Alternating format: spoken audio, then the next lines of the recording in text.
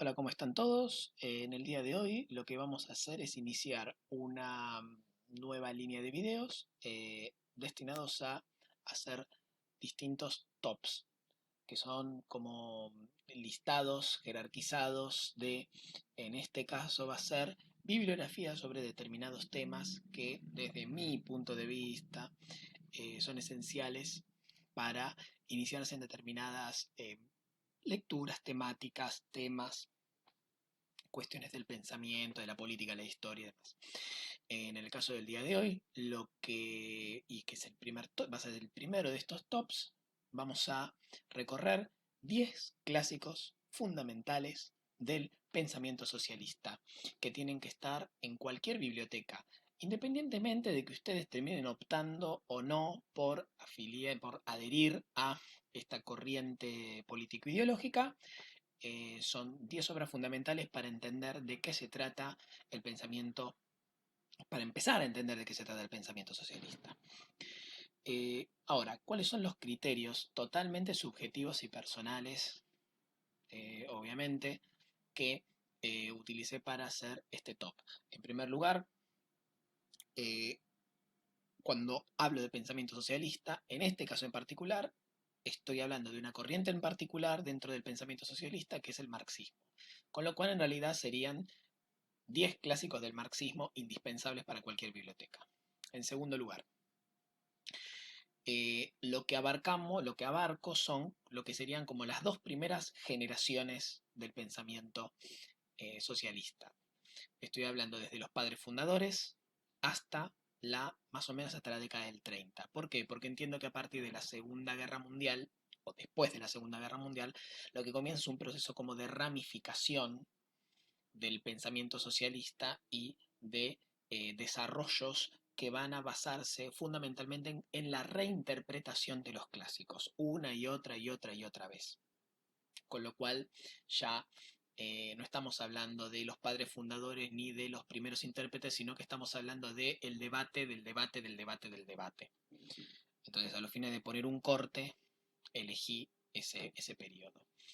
En tercer lugar, eh, en que fueran obras que contuvieran conceptos e hipótesis mínimos e indispensables, ¿no? O sea, como los pilares de la interpretación materialista de la historia, del mundo, de la política, de la táctica y de la estrategia, de distintas esferas de la realidad, lo mínimo indispensable y con la mayor diversidad posible de esferas comprendidas. Y finalmente, que fueran lecturas iniciales y en lo posible amenas. Con lo cual tuve que tomar la polémica decisión de dejar afuera, por ejemplo, El Capital de Marx, ¿no? Que es una obra sumamente extensa, extremadamente compleja para leer, no solo por la complejidad, sino también por la extensión. Porque si una obra es compleja, pero por lo menos es corta, uno puede releer y ahora releer El Capital es como una labor que lleva un tiempo que no ameritaría considerarlo como una lectura inicial ni nada por el estilo. Entonces, bueno, comencemos. Puesto número 10.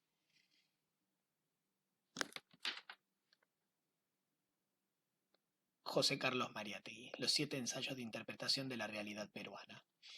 Esta obra en realidad no fue, digamos, es una recopilación de ensayos que Mariátegui publicara oportunamente en una revista que él dirigía, que era una revista como de análisis de la cultura, fundamentalmente que era la revista Mauta.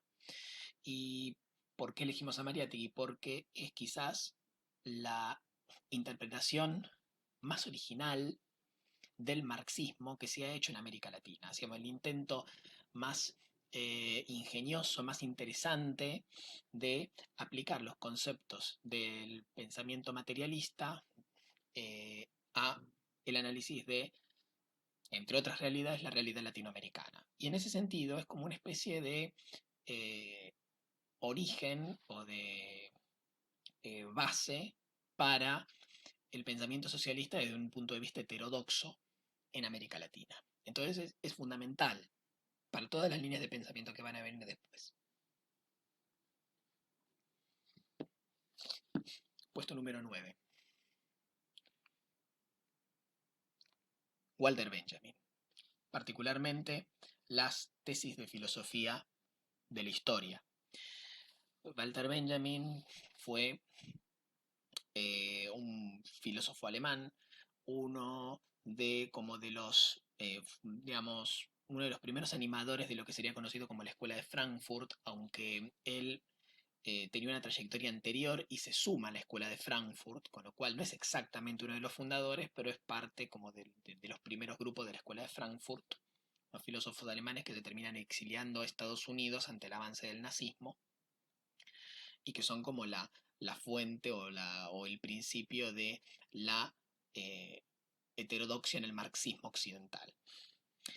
Benjamin va sobre todo en estas tesis de filosofía de la historia, va a introducir muy importantes sugestiones para pensar la modernidad, las consecuencias de la modernidad y cómo tenía que posicionarse el pensamiento materialista y socialista frente a esa modernidad de la cual el socialismo era hijo.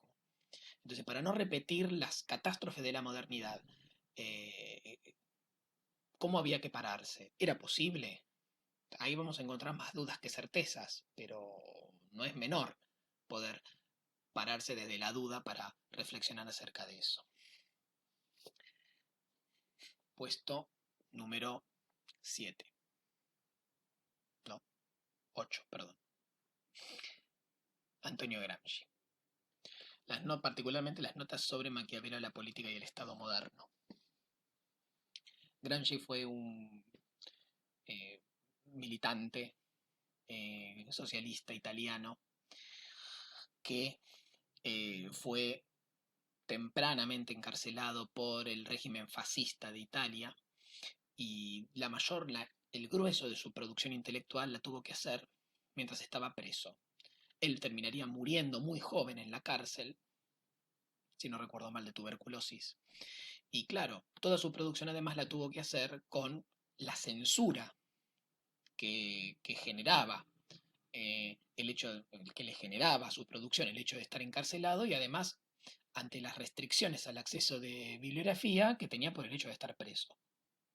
Esto lo va a llevar a utilizar una serie de conceptos, de categorías, un lenguaje y una serie de reflexiones bastante alternativo al que se solía utilizar en el ámbito de la militancia comunista de la época, lo que nos terminó legando un pensamiento sumamente original, extremadamente original.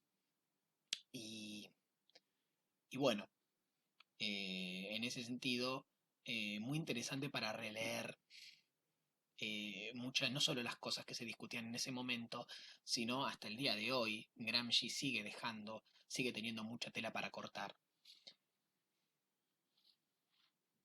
Sobre todo en todo lo que tenía que ver con la política y la cultura, eh, que era lo que finalmente a él más le terminó interesando por una cuestión práctica, de praxis. Bueno, ahora sí, puesto número 7. Rosa Luxemburg. Rosa Luxemburg, particularmente su texto Huelga de masas, partidos y sindicatos, aunque Reforma y Revolución también lo podríamos citar. Rosa Luxemburg, una intelectual y dirigente socialista alemana que participó en la frustrada revolución alemana de 1918 y que terminaría siendo fusilada por la brutal represión que el nuevo gobierno de la que sería conocida como República de Weimar llevó adelante sobre todo, fundamentalmente, el naciente Partido Comunista Alemán. Rosa Luxemburg eh, tuvo una producción intelectual muy fuerte, sobre todo en lo que hacía a la economía, ¿no? Sobre todo a la cuestión de la acumulación del capital, pero elegimos este texto ¿por qué? Porque ella se mete de lleno en el debate sobre eh, cuál era el camino que tenía que seguir la transformación social, la reforma o la revolución, que era un debate típico del socialismo alemán de la época, todavía, venía desde principios del siglo XX, pero para ese entonces, sobre todo ante la inminencia de eh, de una conflictividad como consecuencia de la Primera Guerra Mundial, va a cobrar fuerte actualidad y ella se va a meter de lleno en el debate, sobre todo a partir de la Revolución Rusa, ¿no? Y su impacto en Alemania. Ella va a jugar fuerte ahí y va a dejar opiniones muy interesantes con respecto al problema de la táctica, de qué camino seguir, reforma o revolución, cuál podía ser la táctica y la estrategia más adecuada para eso y cuál tenía que ser la forma de organización o podía ser la forma de organización más adecuada. El sindicato, la cuestión del espontaneísmo, una pensadora muy interesante.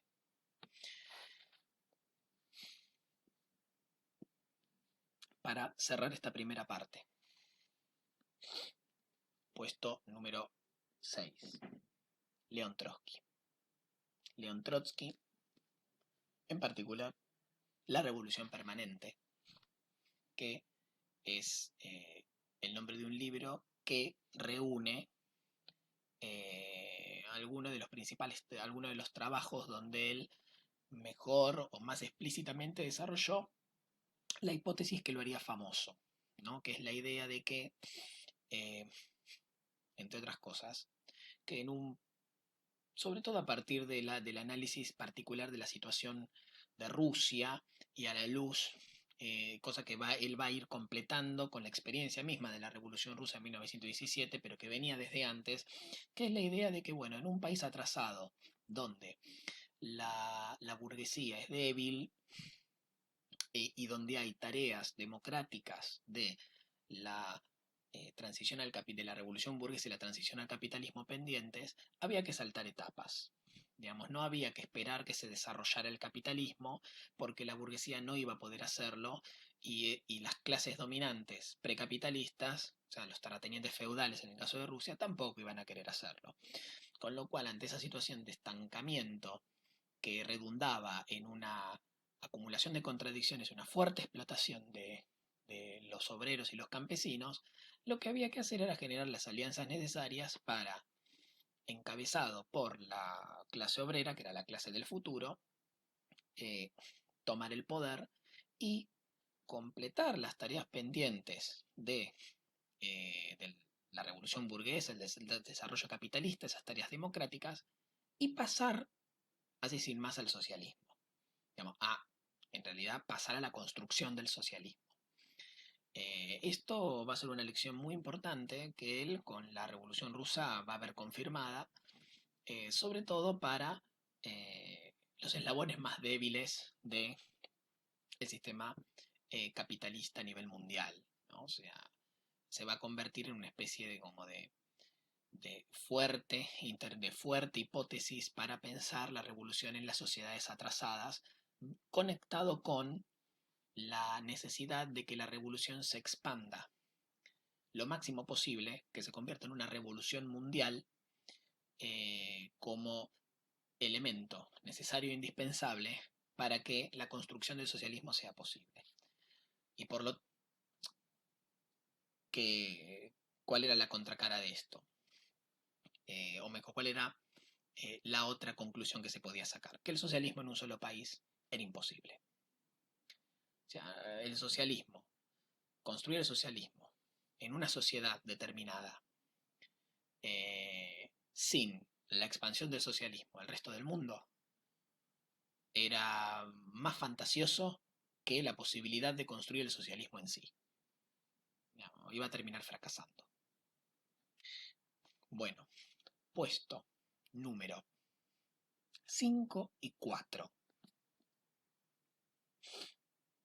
Vladimir Ilich Ulyanov, más conocido como Lenin, que por supuesto fue el líder por excelencia de la Revolución Rusa de 1917, primera revolución socialista triunfante en la historia y que a partir de la cual se construyó, dio lugar a la construcción de la primera sociedad o socialista o de la primera experiencia socialista en la historia. ¿Cuáles son las obras que más recomendamos de Lenin.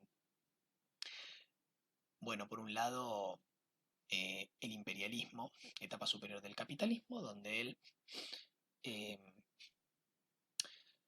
él lo que hace a partir de un trabajo de investigación, porque esta gente, además de militar y de arriesgar su vida, leía, estudiaba, investigaba y escribía. Él, a través de una investigación de una serie de obras que estaban analizando como nuevas tendencias en la acumulación, nuevas tendencias en la economía, en la política, y además en la expansión militar de las grandes potencias y demás, él, a partir de eso, llega a la conclusión de que había empezado una nueva etapa en la historia del mundo, y en particular en la historia del sistema capitalista, que era el imperialismo, ¿no? El imperialismo, etapa superior del sistema capitalista, y para él, desde su punto de vista, la última etapa. La etapa en la cual el capitalismo iba a exacerbar sus contradicciones y no iba a poder evitar caer como consecuencia del levantamiento de los oprimidos y demás. El imperialismo es una de las obras más interesantes hasta el día de hoy para poder pensar en el mundo en que vivimos, no solo en el momento en que él escribió.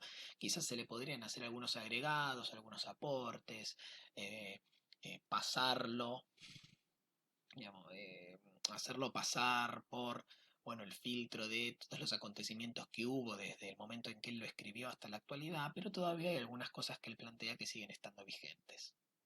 Digamos, las características fundamentales del fenómeno que él describe están vigentes.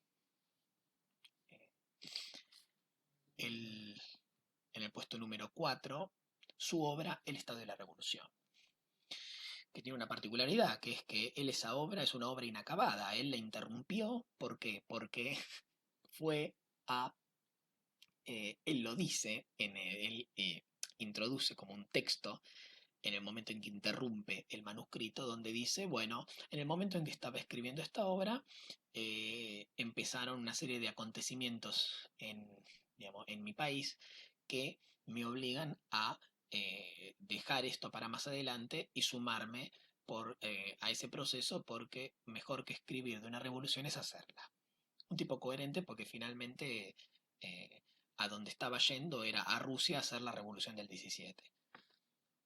O sea, no le podemos, o por supuesto él después se va a dedicar a escribir sobre cuestiones más prácticas relacionadas con la construcción del socialismo, ya como parte del gobierno revolucionario, cabeza del gobierno revolucionario. Entonces, la continuidad, la continuación de la investigación del Estado y la Revolución no, no, no se va a dar nunca. Es un libro fundamental para entender la teoría marxista del Estado, ¿no? Y qué iba a suceder con el Estado, o qué podía pensar uno que iba a suceder con el Estado cuando se diera, en caso de que se diera una revolución socialista, a la luz de la lectura de los clásicos, de experiencias históricas concretas como la Comuna de París y demás. Es indispensable, un libro indispensable realmente. Puesto número 3. Friedrich Engels. El origen de la familia, la propiedad privada y el Estado. Engels, compañero de Marx, padre fundador del socialismo, continuador de la obra de Marx, y que tuvo una producción propia muy original. Algunos discuten que los intentos de divulgar eh, el pensamiento de Marx por parte de Engels terminaron simplificando, vulgarizando su obra. En todo caso, no importa. El esfuerzo que hizo fue titánico. Fue un compañero muy fundamental para Marx en muchos aspectos, no solo en su vida personal, sino también en su producción intelectual, y no se puede menospreciar el aporte que Engels le hizo a, a Marx en la construcción del socialismo científico. No se puede, digamos, no se puede negar este aporte, aunque fuera por el intercambio, por el diálogo, por la discusión, eh, en el caso particular del origen de la familia, propiedad privada y el Estado, Engels sienta las bases de como una eh, concepción materialista de lo que en ese momento empezaba a ser la antropología, ¿no? Él había podido conocer la obra de Lewis Morgan, uno de los primeros como grandes antropólogos, se fascinó con esta, eh, con la novedad de las investigaciones de Morgan y decidió hacer una interpretación desde su punto de vista y el de Marx de esos hallazgos, ¿no? Con reflexiones muy interesantes sobre el problema sobre el problema de, bueno, la propiedad, de las formas de propiedad a lo largo de la historia, el impacto que eso tenía en la organización de la sociedad, en el surgimiento del Estado. O sea, como lectura inicial para estas cuestiones de cómo aparece la división en clases sociales, de cómo aparece el Estado, por qué aparece el Estado, de qué impacto tiene eso en la organización familiar, cómo la familia es algo social y no natural, es como una buena lectura inicial. Digamos, no solo para entender la perspectiva socialista respecto de esto, sino también para discutir en general estos problemas. Y bueno, puestos número 2 y 1. Una obviedad inevitable, Marx.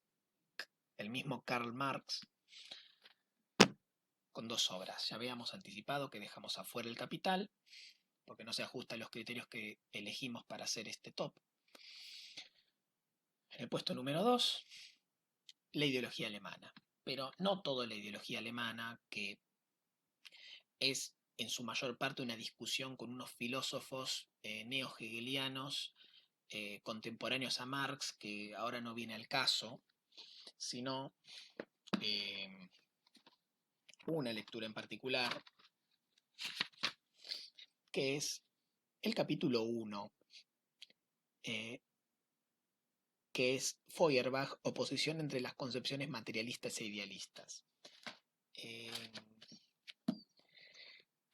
lo que hacen Marx y Engels en, en este capítulo de esta obra es como una especie de presentación de la concepción materialista de la historia. O sea, como sobre la base de la vida material, las relaciones sociales, la división del trabajo y demás, va cambiando la organización social, se va dando el movimiento de la historia, van surgiendo conflictos y eso es lo que mueve a la historia, simplificando al extremo. Para más detalles, léanlo. Es una como de las primeras oportunidades en que ellos hacen una síntesis de esta interpretación de la historia. La otra, contemporánea, digamos, paralela a este momento, no va a ser parte de una obra de debate filosófico, sino que va a ser parte una, de un programa político, que es el famoso Manifiesto Comunista. Digamos, ese es el puesto número 1 de este top. El Manifiesto Comunista, que, eh, como lo dice su mismo nombre, era el texto que acompañaba el programa de la Liga de los Comunistas, que era una organización política de la que formaban parte Marx y Engels. El manifiesto comunista es la apasionada proclama a través de la cual Marx y Engels hacen su interpretación, digamos, vuelcan la interpretación materialista de la historia, dan cuenta de los fundamentos históricos de la sociedad de clases, de la desigualdad, de la opresión, a lo largo de la historia y en particular en el momento en que ellos vivían, el del sistema capitalista, que es el sistema en el que seguimos viviendo. Y bueno, a partir de eso, ellos proyectaban cómo el propio desarrollo del sistema capitalista iba a generar las condiciones que, por supuesto, militancia mediante, activación por parte de digamos, de los que estuvieran a favor de la transformación social, de los que estuvieran en oposición a la desigualdad, la explotación y la opresión, iba a terminar sucediendo, ¿no? Digamos, el sistema iba a generar, como Marx decía, o puso en este texto, sus propios sepultureros. En este caso, los obreros, ¿no? O sea, los trabajadores asalariados, conscientes de su situación de explotación, y que iban a ser la clase que por fin iba a romper con esta historia de desigualdades. Por motivos que, por supuesto, para más detalles, vayan al texto. Eh, bueno, con esto terminamos este top. Espero que les sea de utilidad. Insisto, esto es independiente de la posición política que ustedes tengan. En ese sentido, hagan lo que quieran, pero no dejen de leer este material porque de esa manera van a tener un acercamiento de primera mano y no van a depender de lo que otros le digan sobre. Así que vayan a leerlos y después tomen sus propias decisiones.